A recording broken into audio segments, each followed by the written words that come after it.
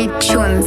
Boyoye Mangwe vese mhoroyi Staboyi ashiga pamsoroyi Antwazona Pese panomuka mangwana ndindoesa prayer kuna Mwari Each and every day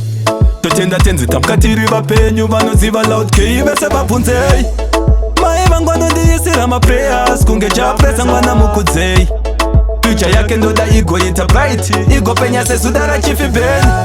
Ndotenda prayer inoiswa na mama pese pavanopfugama Mwari komborere mwana wangu pese panoimba ndoda kuona vachifara Ndotenda prayer inoiswa na mama vangu pese pavanopfugama Mwari komborere mwana wangu pese panoimba ndoda kuona vachitamba Mai vangu avadi ndigolusa focus nemanzi yandoimba chavatengera magroceries Punza wangu yamika na klopas Junu zvikafaya chavatengera zimotkari Hadzi varipo vachahodziwa vachashora podzo zveso zvonoito saterere mokaring Chingoramba wakahadzira uchitsikisa mumanzi yako kuita kunge one conquering Asi kana ukatambira usazodhibhe mura ndidi kuzokubatira mochari Mwana wangu ukatambira ndidi udyiwe mari nembenembe chechusingabvise offering Ndotenda prayer inoiswa na mama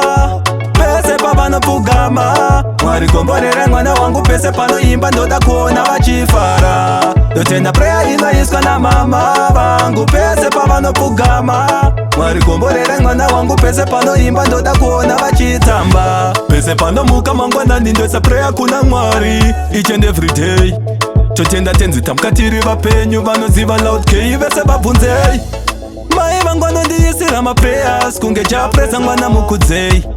Future yake ndoda igoita bright igopenya sesudara chifibeni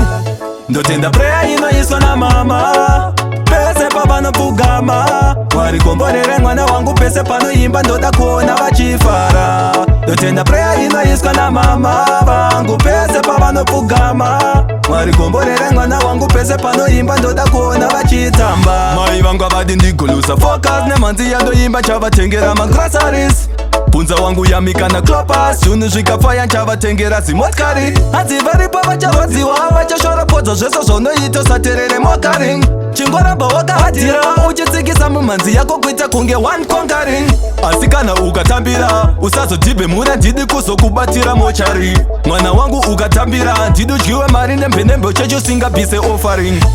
Ndotenda prayer inoiswa na mama pese pavanopfugama Mwari komborere mwana wangu pese panoimba ndoda kuona vachifara Ndotenda prayer inoiswa na mama vangu pese pavanopfugama Mwari komborere mwana wangu pese panoimba ndoda kuona vachitamba